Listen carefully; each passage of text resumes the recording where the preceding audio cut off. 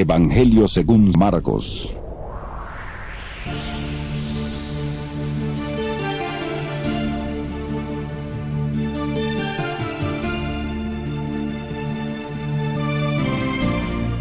Te damos la bienvenida a tu programa Palabras de Vida Eterna. En estos momentos compartiremos el estudio del libro de Juan Marcos, Yohanan.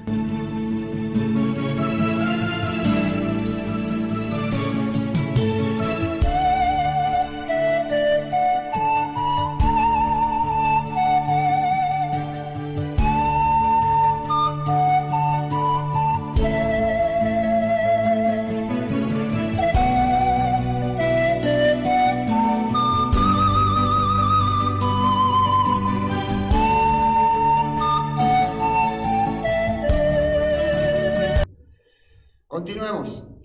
Y lo envió a su casa. Lo envió a su casa diciendo: no entres en la aldea ni lo digas a nadie en la aldea, porque todavía no era el tiempo que el Mesías se manifieste como muchos lo estaban esperando. Y eso lo comprueba acá el siguiente texto.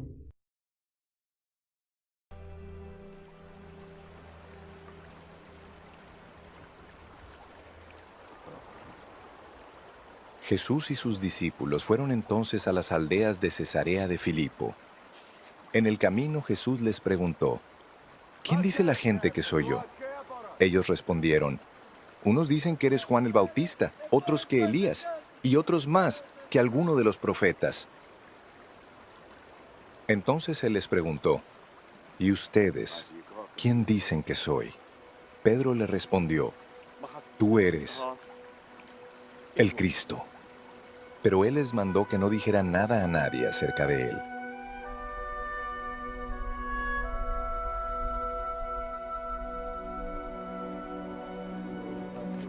Jesús comenzó entonces a enseñarles que era necesario que el Hijo del Hombre sufriera mucho y fuera desechado por los ancianos, los principales sacerdotes y los escribas, y que tenía que morir y resucitar después de 3 días. Esto se lo dijo con toda franqueza, pero Pedro lo llevó aparte y comenzó a reconvenirlo.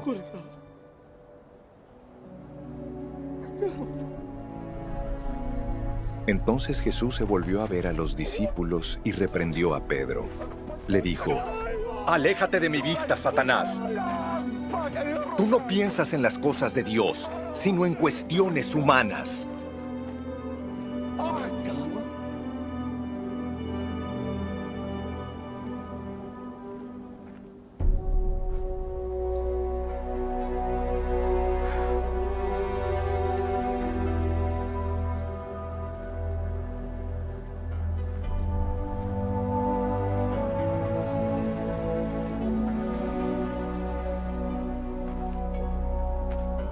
Luego llamó a la gente y a sus discípulos y les dijo: si alguno quiere seguirme, niéguese a sí mismo, tome su cruz y sígame.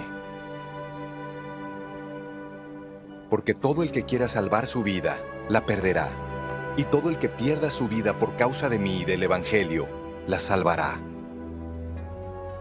Porque ¿de qué le sirve a uno ganarse todo el mundo si pierde su alma? ¿O qué puede dar uno a cambio de su alma?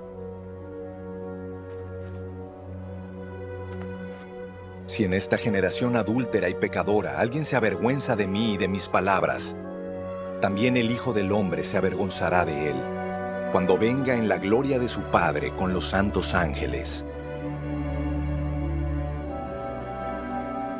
Jesús les dijo: de cierto les digo, que algunos de los que están aquí no morirán hasta que vean llegar el reino de Dios con poder. Versículo 27 dice: salieron Yeshua y sus discípulos por las aldeas de Cesarea de Filipo, y en el camino preguntó a sus discípulos diciendo: ¿quién dicen los hombres que soy yo? Acá aparece una nueva ciudad. ¿Cuál es la ciudad que aparece acá? Cesarea de Filipo. En la Biblia aparece 2 Cesareas, creo, ¿no? Una Cesarea que está en la orilla del mar, y otra que es esta ciudad que está precisamente al norte de Betsaida, como 2 o 3 días caminando, ¿no? Yeshua caminó 2 o 3 días, acá rápido no lo salteamos, pero él caminó 2 o 3 días para llegar a este lugar. Y estaba yendo más allá porque van a ocurrir acontecimientos interesantes ahí. Revelaciones y manifestaciones del reino que se está restaurando en los corazones va a ocurrir en esta región. Esta región es una región muy conocida, muy famosa por ser pagana y por tener ídolos paganos, ídolos que en la actualidad se conoce como el dios Pan o el dios de mitad cabra, mitad hombre, que es la revelación del diablo, ¿no? Así se le revela al diablo en este tiempo. Vamos a esta nota para conocer sobre esta ciudad. Cesarea de Filipo, dice, ¿no? Estaba situado en la base sudoeste del monte Hermón, sobre una altura rocosa de más de 350 metros, ¿no? Al norte del mar de Galilea y al sudoeste de Damasco. Fue reedificada y embellecida por Felipe el tetrarca de Basán para usarla como capital y nombrada Cesarea en honor de Augusto César, añadiéndole su nombre para que pudiera ser distinguida de Cesarea en la costa, el de la costa. Había esa otra ciudad, ¿no? El distrito fue dado por Augusto a Herodes el Grande en el año 20 antes del Mesías, ¿no? Quien edificó allí el templo al dios Pan. Imagínense, el rey Herodes le edificó ahí un templo a este dios, un dios terrible. Les doy como tarea que puedan averiguar. Hoy estaba leyendo varias cosas sobre inmoralidad, sobre hipnosis, sobre agricultura. También le llamaban el dios de los pastores, no sé por qué, ¿no? Terrible, ¿no? Lo que representa esta deidad. Y precisamente es como ahora como después se le identificó a Lucifer, ¿no? También se llama el dios de los masones, ¿no? El que tiene la cabra, el rostro de cabra, así, y aparece. Tenía, creo que la imagen. No sé si después les puedo mostrar. Bueno, vamos a seguir leyendo esto. Que el dios Pan, ¿no? Más tarde fue llamada Narónica por Herodes Agripa I. Este fue el lugar donde Yeshua anunció su muerte y aquí se efectuó la transfiguración. También aquí Pedro pronunció la gran confesión. Entonces, es un lugar muy emblemático y importante bíblicamente hablando. Ahí está ese diablo, ¿no? ¿Conocen esa imagen, no? Imagínense, a esas deidades le edificó Herodes un templo y el pueblo lo veneraba en aquella época. También le puso ese nombre de Cesarea, ¿no? Para honrarle a César Augusto, ¿no? ¿Qué es lo que representaba esta ciudad en especial? Representaba que el poder del mundo está enfocado en el César y su súbdito Filipo, que era el que le edificó, ¿no? Entonces quería magnificar que el poder supremo está en el César. Precisamente en ese lugar que iba a hacer Yeshua, ¿no? Iba a declarar que él, o sea, le iba a decir a sus discípulos, ¿quién dicen ustedes que soy yo, no? A ver, si estamos en el lugar donde se considera a César y a Filipo como la máxima autoridad mundial, como los representantes, como los divinos, estamos aquí. A ver qué ustedes opinan. En ese lugar tienen que confesar. Y esto es interesante porque si vos estás en la ciudad que representa al Dios que creía en ese tiempo y de verdad está creyendo en el Mesías, allí en ese lugar vas a tener que confesar a tu Cristo, a tu Mesías, a tu ungido verdadero. ¿Quién es el que te está guiando? ¿El César o Yeshua? Bueno, versículo 27. Salieron Yeshua y sus discípulos por la aldea de Cesarea de Filipo, y él en el camino preguntó a sus discípulos diciendo, ¿quién dicen los hombres que soy yo? Ellos respondieron, unos Juan el Bautista. ¿Quién había dicho que Yeshua era Juan el Bautista? Herodes, ¿no? Cuando escuchaba que hacía milagros, este es Juan el Bautista que resucitó y viene a atormentarme. Él decía que era Juan el Bautista. Después, otros Elías, porque en la escritura habla de un Elías que ha de venir a restaurar todas las cosas. Entonces muchos habían creído, tú eres el ungido, el Mesías. Cuando Juan Bautista estaba predicando, ¿se acuerdan que le dijeron, tú eres el Mesías? ¿Tú eres el Cristo? Así le decían, ¿no?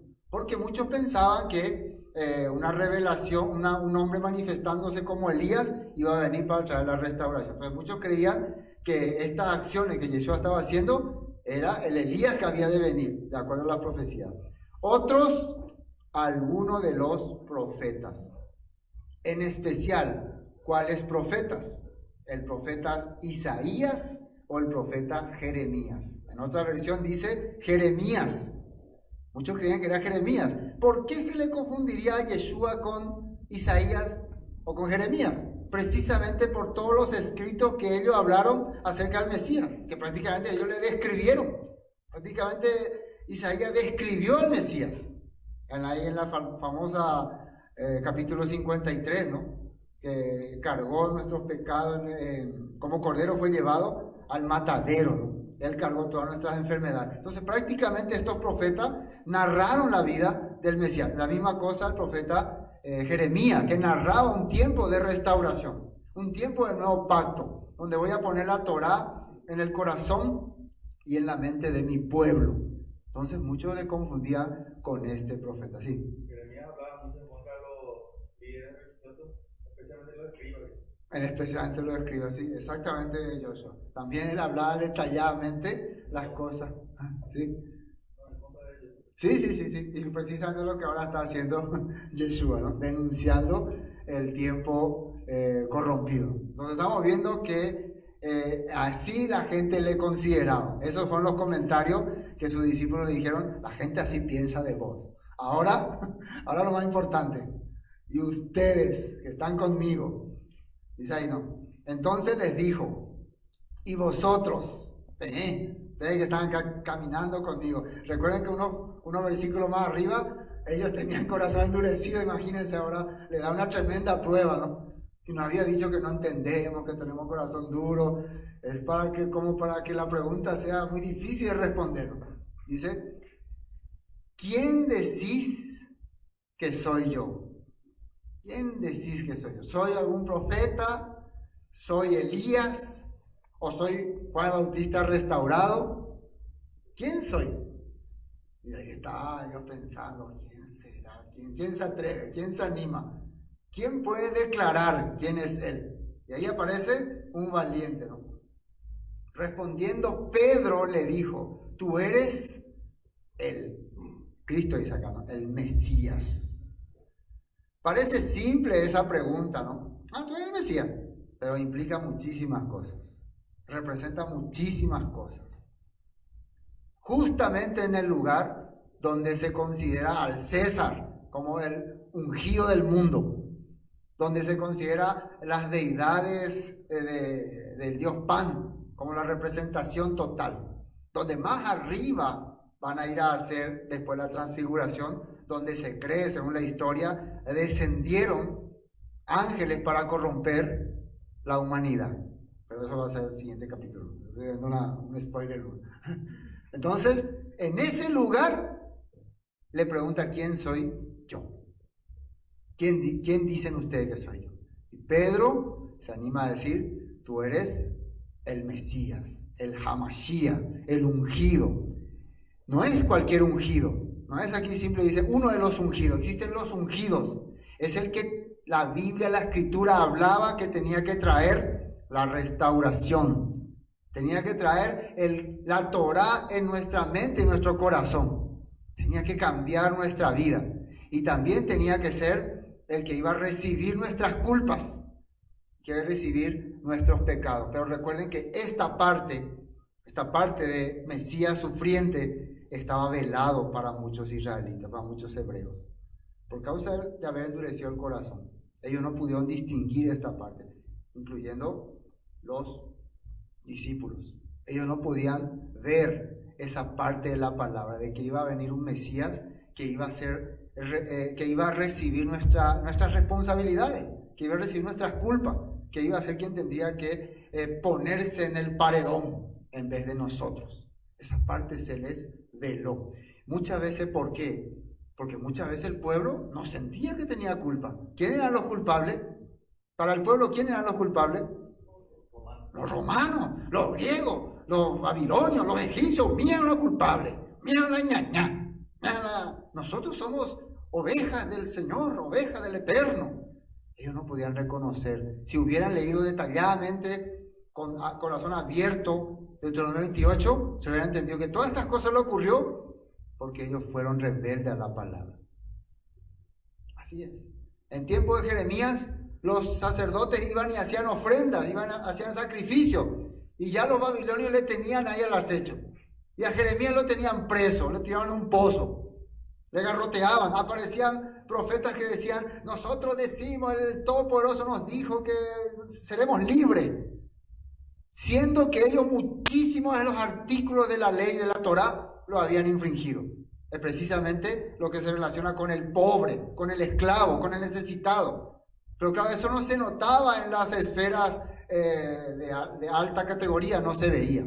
Es como ahora en la sociedad alta no se ve la necesidad, ¿no? Parece que está todo bien, los políticos no se reúnen ahí, sí, estamos solucionando los problemas del país, no, estamos tratando de hacer. Ellos están todos tranquilos ahí sentados en su despacho. Los religiosos están todos ahí viendo cómo resolver el país. Mientras ellos se reúnen para resolver los problemas, abajo, en los barrios pobres, mucha gente sufriendo, muriendo. Así eran aquellos tiempos. Solamente la gente hablaba nomás. Ofrecían plegarias, oraciones para que el país, para que los líderes políticos les vaya bien. Eso ocurría en ese tiempo. Eso sucedía. Bueno, continuemos. Entonces le dijo: ¿vosotros quién decís que soy yo? Respondiendo, Pedro le dijo: tú eres el Mesías, el ungido. Vamos a ver lo que dice esta nota. Juan 6:68. Algo similar ocurrió aquí.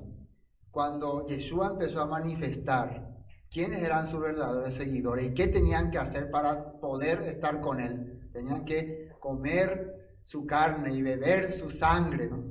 Muchos de los discípulos, de los creyentes, se asustaron y se alejaron. También le dijo que no todos pueden estar conmigo, sino que el que Padre me trae, ¿no? El que Padre escoge, ese puede estar conmigo. Y acá dice 68, después de que se fueron todos, le respondió Simón Pedro, porque Yeshua le dijo también a ellos en otra parte, dice: ¿ustedes también quieren irse? ¿Ustedes también quieren alejarse? Y ahí Pedro le responde en aquella ocasión. Entiendan bien lo que le responde.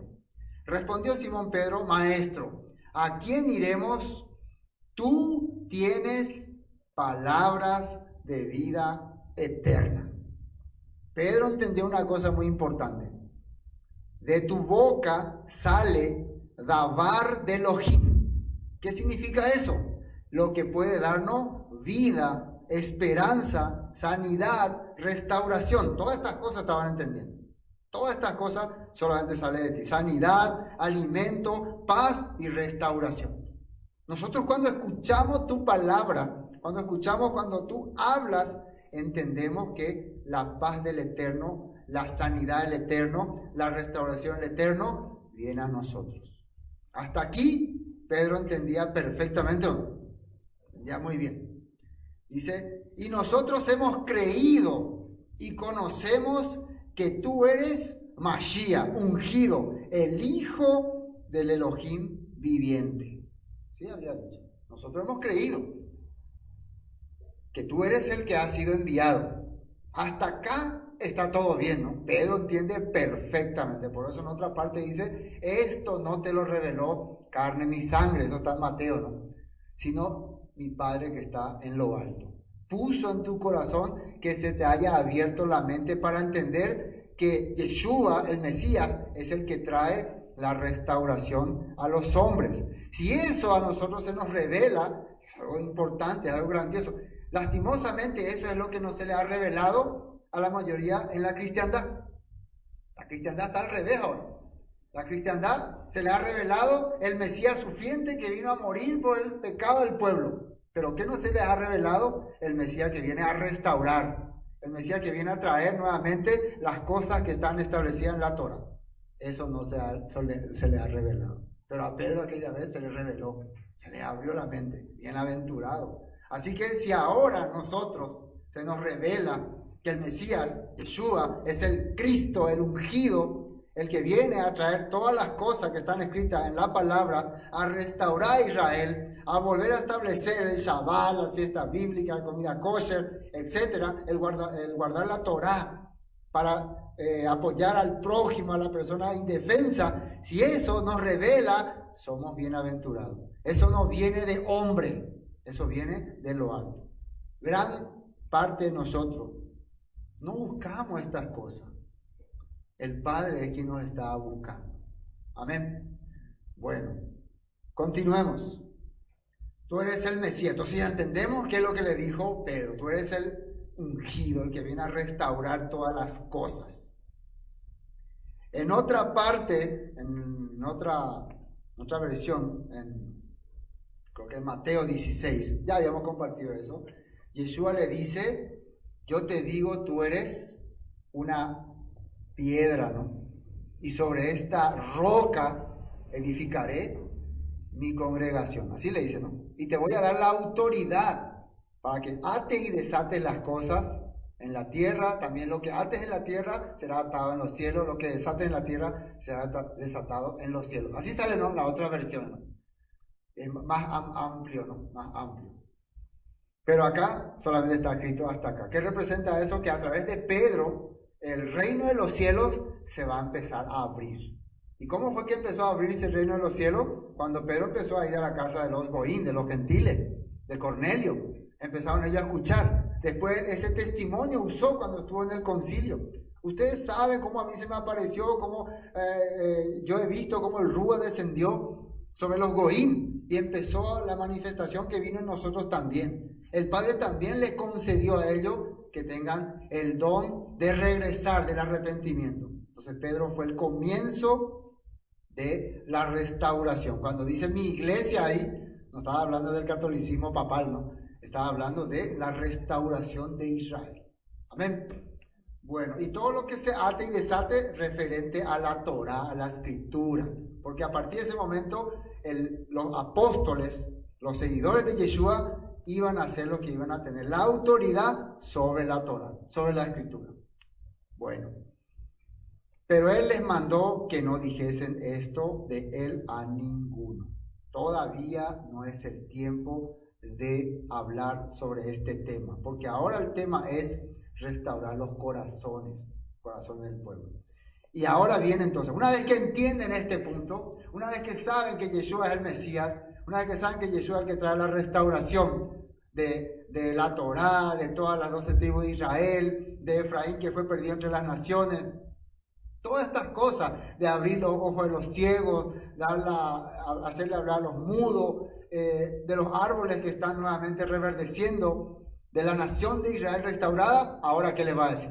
Ahora les dice cómo restaurará sus corazones, sus vidas, sus culpas.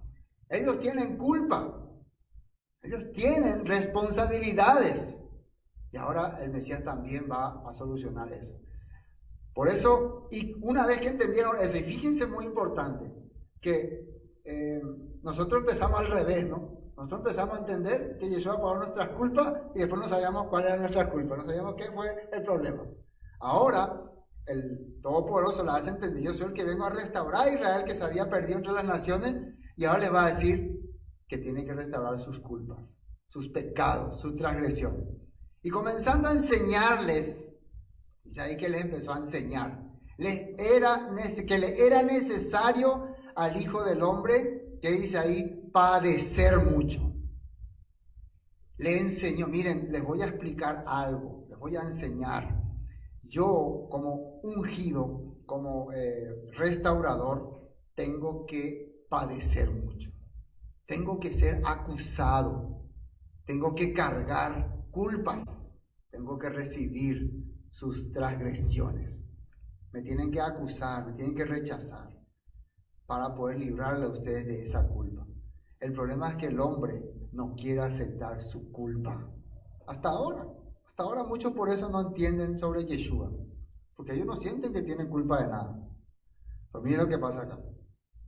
tiene que padecer mucho y ser desechado por los ancianos, por los principales sacerdotes y por los escribas. Y acá está la cosa más fuerte.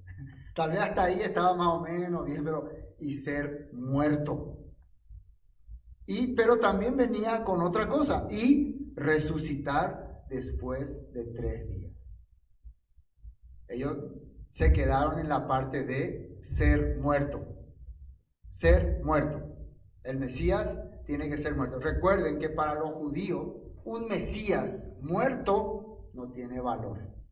El Mesías, si muere antes de cumplir su labor, fracasó.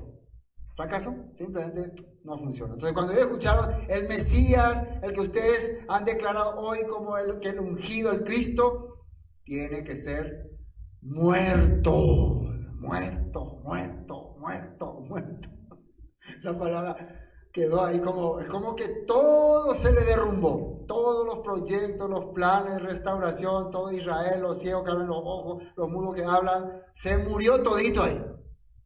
¿Por qué? ¿En qué tipo de restauración ellos estaban pensando? Precisamente una restauración como hablaban todos los profetas. Pero ¿qué es lo que ellos no tenían en cuenta? ¿Por qué el pueblo cayó en semejante desgracia, en semejante vida de dispersión? ¿Por qué estaba en esa situación? Por sus transgresiones, por sus pecados, por sus culpas. Esa parte ya no le gusta a la gente. Hermano, Yeshua vino a restaurar a Israel, vino a salvarnos, pero nosotros somos culpables. Cuando hablamos de Teshuvá, de llega el tiempo de arrepentirse, de humillarse, de aceptar nuestras faltas, ahí ya no le gusta a nadie. Ahí ya no me gusta, no, esa parte no me gusta. De reconocer que muchas veces yo cometo errores, me equivoco, la verdad no hago las cosas como el Padre quiere. Muchas veces mi vida es totalmente contraria a la Torá, a la palabra, ahí ya no me gusta. Esa parte como que... Vamos a pasar al otro capítulo. Bueno, eso fue lo que ocurrió acá.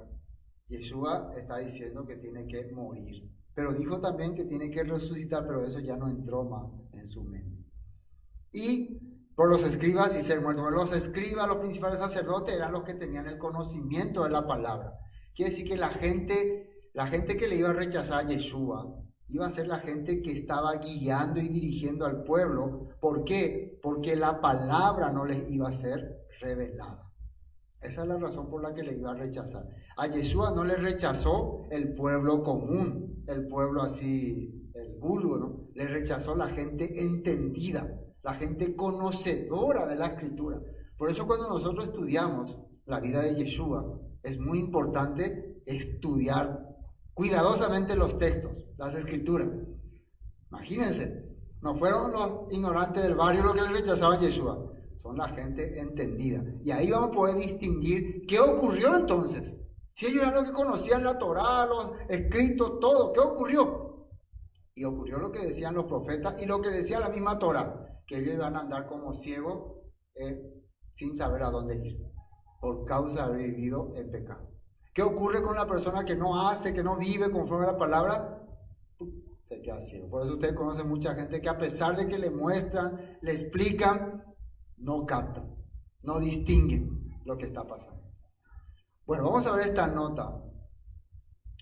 Fíjense, esto quería agregar porque acá sale una palabra y comenzando a enseñarles que le era necesario al Hijo del Hombre. Esa palabra tiene un significado especial.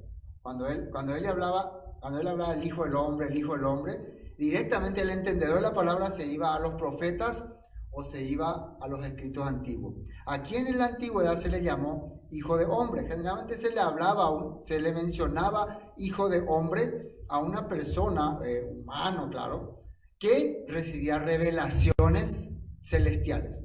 A veces se le llamaba Hijo de Hombre. Y otro profeta, otro hombre de fe como Daniel, dice que vio una visión y vio también a algo semejante a Hijo de Hombre, dice, que se le dio mucha prueba. Vamos a leer lo que dice acá. Daniel 7:13 dice: mientras continuó mi visión esa noche, vi a alguien parecido a un hijo de hombre Eso es muy importante. Y recuerden, ¿a quién se llama hijo de hombre? A alguien que recibía revelaciones celestiales. Se le decía, se tenía ese dicho, ¿no? Descender con las nubes del cielo. Se acercó al anciano, en otra versión le dice al anciano de día, ¿no?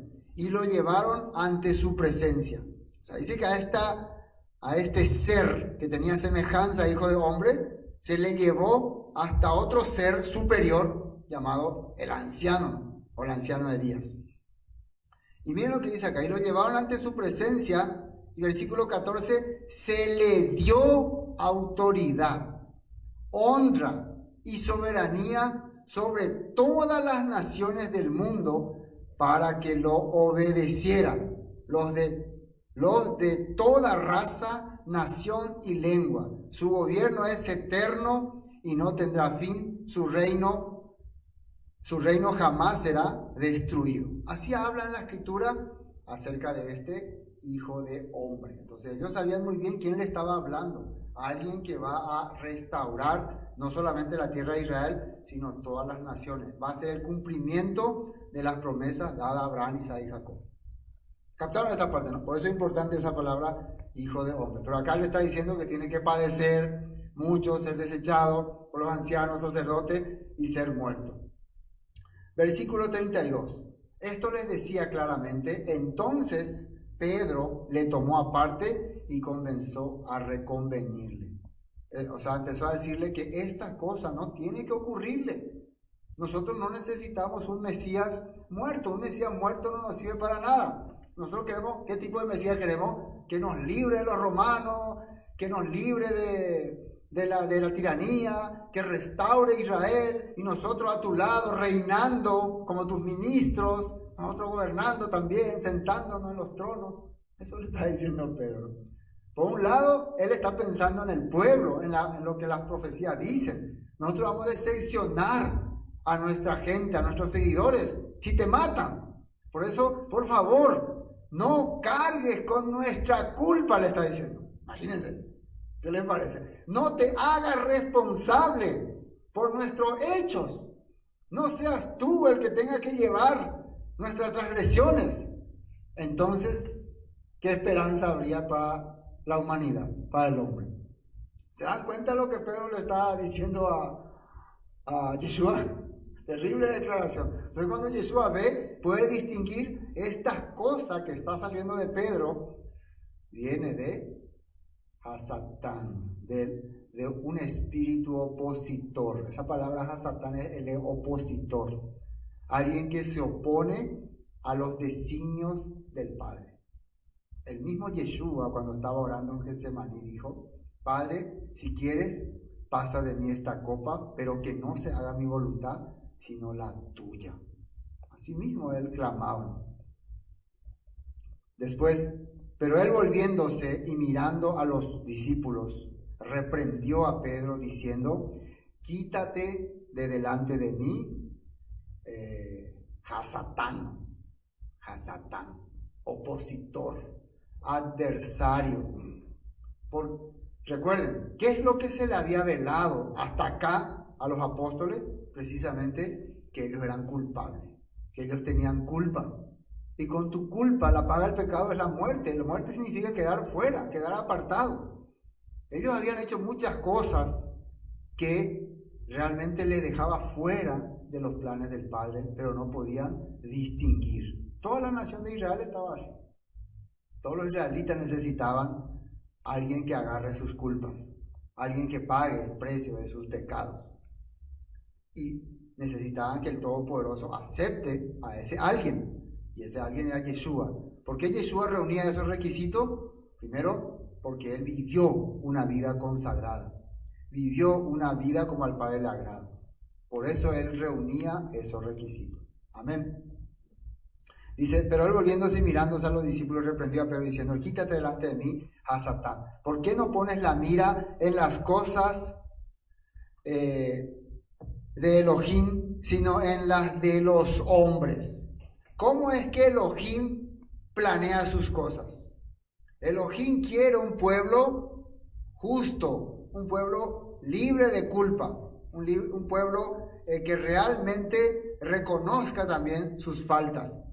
Elohim quiere ese tipo de pueblo. Los hombres, ¿qué quieren? Los hombres no quieren afrontar sus responsabilidades, solamente quieren vivir bien. Solamente quieren caminar bien. Solamente quieren que nadie le moleste, que nadie le diga nada. Eso nomás quieren. Hay muchas personas que se adecuan al sistema. No, aquí en esta iglesia a mí me va bien, yo tengo mi posición, tengo mi comodidad. ¿Es así o no es así? Mucha gente por eso sigue en algunas congregaciones, porque le va bien, como dicen algunos, aquí me dan espacio, aquí yo soy líder, si yo me voy en tu iglesia, yo voy a ser solamente un miembro más, no me conviene. Muchas personas tienen ese pensamiento. Muchas veces piensan de acuerdo a la manera humana, no lo que el Padre quiere, no lo que el Padre desea o el Padre estableció.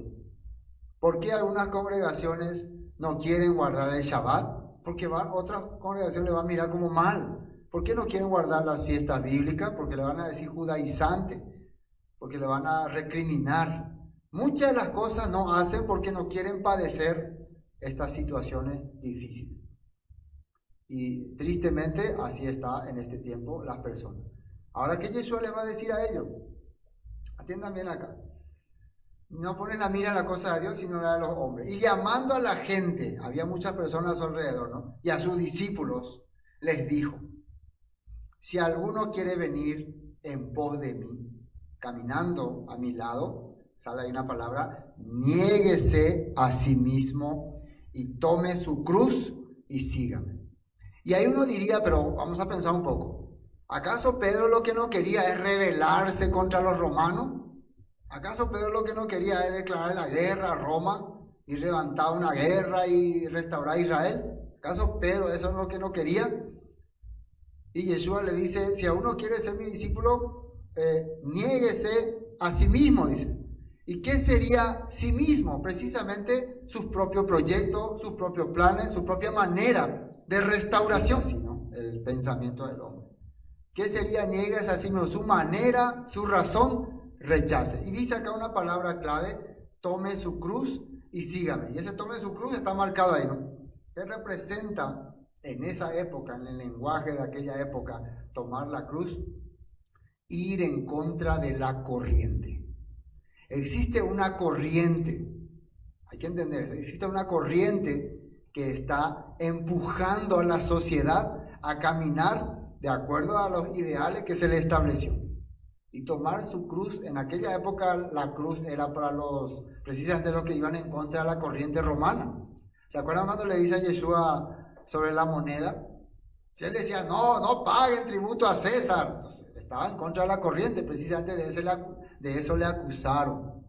Hablar mal contra el imperio romano era ir en contra de la corriente, no solamente porque ellos te dominaban, sino porque mucha gente entendía que gracias al imperio romano, entiendan esto, tenemos buenas calles, tenemos civilización, no nos estamos matando todos los días por ahí, porque los romanos también impartían justicia en Israel. Ellos no permitían que cualquiera mate a cualquiera. Antes de que no estén los romanos, blasfemó, apedréenlo. Me cae gordo porque no cumple la ley, apedréenlo. Y se le mataba ya a la persona. Los romanos abolieron todas esas cosas. Se tenía que hacer un juicio, se tenía que determinar, ver, comprobar, y ellos determinaban si su situación era digno de muerte. Inclusive Poncio Pilato, cuando se trató de Yeshua, él no consideró que su caso era para matarlo. Pero los judíos presionaron. Pero hay que entender que Yeshua mismo aceptaba la culpa, él no se defendía. Entonces estamos viendo que había una corriente en aquella época que era el sistema que le estaba haciendo a las personas vivir cómodamente, de acuerdo a sus gustos y sus ambiciones. Entonces, ¿quién se tenía que negar? La persona, ¿quién quería negarse a sí mismo? Una persona que ya iba a salir de la comodidad del sistema. Esa persona podía ser su discípulo. ¿Y cómo hicieron muchos de ellos? Dejaron sus lugares, abandonaron sus casas, muchas cosas así hicieron. Había personas que de sus bienes servían al maestro. Había personas que le seguían dejando mucho tiempo sus hogares. O sea, prácticamente ellos perdieron su vida, se puede decir así. ¿Qué es perder la vida? No es simplemente morirse, sino que muchos de los deseos y proyectos y visiones que vos tenías, decidiste dejarlo para seguir al maestro. De eso está hablando acá, de eso se está refiriendo. Y muchas veces algunos no quieren entender ese punto. Por ejemplo, cuando vengan los tiempos difíciles, los tiempos duros, ¿ustedes qué cosa creen que va a ocurrir? Tenemos que huir. Se acercan los tiempos finales. Y si yo me enraicé demasiado en este mundo, en esta ciudad, en este país, ¿voy a querer abandonar todas mis cosas? Claro que no. Voy a vacunarme nomás, o voy a ponerme nomás la marca, o voy a, ¿cómo se dice? No sé, voy a disfrazarme nomás de lo que sea. Voy a hacer lo que la sociedad dice que haga, porque yo quiero ser parte de esta sociedad. Yo no quiero salir de aquí. Precisamente de eso se estaba hablando. Tome su cruz, significa no sea parte del sistema y sígame. Estamos hablando en los tiempos difíciles, en los tiempos duros. Miren, uno de los momentos clave para los judíos fue cuando vino la guerra contra los romanos. En aquella época, los judíos creyentes en Yeshua tenían que tomar dos decisiones. Una, o asimilarse al plan que estaba corriendo en ese momento, que era la rebeldía contra Roma, y parecía que tenía éxito. Porque la primera guerra que hubo contra los romanos, los judíos lograron vencer a gran cantidad de ejércitos romanos. Los romanos huyeron. Hubieron momentos en que los romanos corrían y los judíos les perseguían. ¿Qué les parece? Romanos corriendo y judíos persiguiendo. Entonces, ¿qué pensaron los judíos? Llegó el tiempo de nuestra libertad, llegó el tiempo en que Judá va a ser libre. Entonces ellos empezaron a formar otra vez una sociedad, pero nada que ver con Torah, simplemente con hombres otra vez religiosos. Y muchos se unieron a esa causa. Pero increíblemente, los judíos creyentes en Yeshua les parecía que algo no cuadraba ahí. ¿Qué no le cuadra? Los romanos ya se fueron, ya nuestros gobernantes están gobernando. ¿Qué es lo que más quiere? ¿Seguir creyendo en ese Mesías? ¿Seguir creyendo en ese ya murió, ese ya terminó? Ahora hay que creer en lo que se ve, en la realidad, el sistema, lo que te muestra la vida. Eso es lo que hay que creer. Deja de creer en cuentos, en fantasía. Algunos quedaron convencidos. Dijo el propio Yeshua, en esos tiempos el amor de muchos se enfriará, dice. Y eso ocurrió literalmente. Muchas personas vieron en los rebeldes, en los revoltosos, en los que creaban revuelta, la libertad y dejaron de creer en el Mesías. Empezaron a unirse a ese grupo. Israel libre, Israel el país de la libertad. Y después, algunos de los creyentes en Yeshua eran perseguidos. Eran obligados a abandonar sus casas. Y algunos tuvieron que abandonarlo. Algunos no querían dejar sus casas. Ya no podían tener también negocios, ya no podían, porque ellos no querían aceptar el nuevo sistema. Siempre se manifiesta este tipo de cosas en la vida de un creyente. Por eso Jesús le está diciendo, si me quieren seguir, niéguese a sí mismo. ¿Cómo podemos saber en qué momento lo que nos vamos a negar, de qué manera? Bueno, el estudio de la Torah, el estudiar los escritos, el vivir los momentos, el saber los acontecimientos, nos va a ir revelando. No puedo yo dar ahora una palabra clave exacta. Por eso necesitamos vivir. La vivencia de cada día nos hará abrir el entendimiento para distinguir el momento clave en donde el Padre quiere que le sigamos a Él y dejemos el sistema. Él nos irá mostrando ese momento. ¿Ven? Tome su cruz y sígame. Entonces, ¿qué significa tome su cruz? Rebélese contra el sistema que está manejando en tu mente. Para que porque todo el que quiera salvar su vida, la perderá, y todo el que pierda su vida por causa de mí y del Evangelio, la salvará. Perder la vida representa ese tu gusto que tenías, ese tu deseo, esa tu ambición, deja de hacerlo, ¿sabes? Todo el que quiera, acá dice, porque todo el que quiera salvar su vida, esa salvar su vida sería que yo quiero ganar mis proyectos, mis deseos, la perderá. Y todo el que pierda su vida, dejo mis deseos, dejo mis mis proyectos vanagloriosos, por la voluntad del Padre. Recuerden, esto hablaba en los tiempos críticos. Y otra vez, ¿cuándo esos tiempos críticos? Se está manifestando y el momento exacto el Padre nos irá revelando a medida que acontezca las cosas. Cuando vean que se está apretando más, que es más difícil todo, entonces abran los ojos grandes. Dice, el que pierda su vida por causa de mí. ¿Quién es mí? El ungido. El que vino a restaurar tu vida, el que vino a ser tu salvador. Y del evangelio la salvará. Mí y el evangelio. El evangelio que es las promesas que están escritas en la palabra. Entonces, cuando vos decidís seguir el camino que está en la escritura, las promesas que están en la escritura, entonces vos estás, según la palabra del Todopoderoso, salvando tu vida. ¿Qué vida? La vida para ese tiempo, porque el evangelio habla de un tiempo de restauración.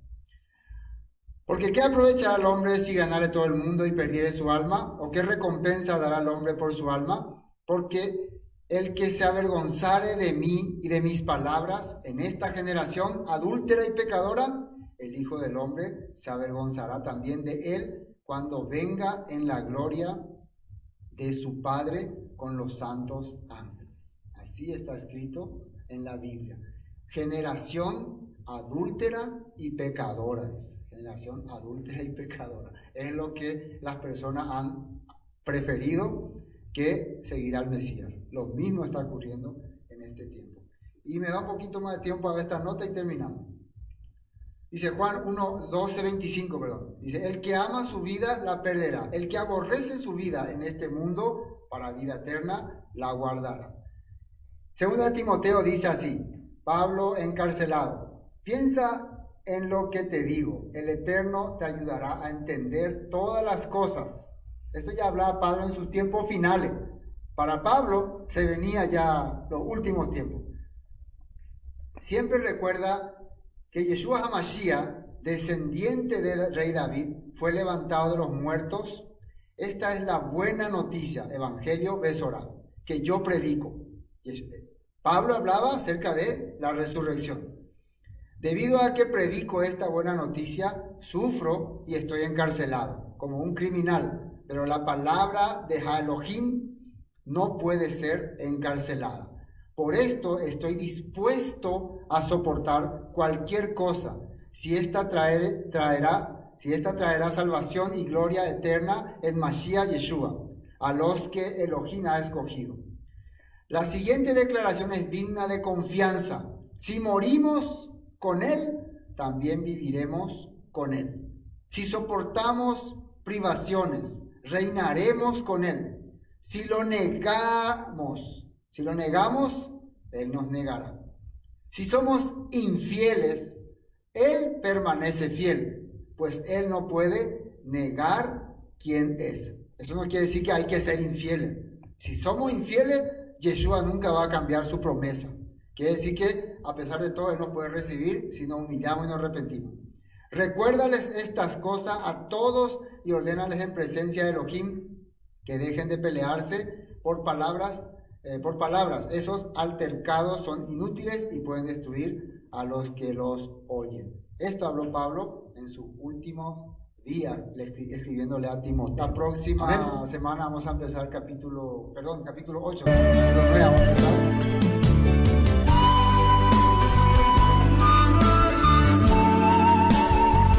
Esto fue Palabras de Vida Eterna, con el estudio del libro de Juan Marcos. Bendiciones y hasta pronto.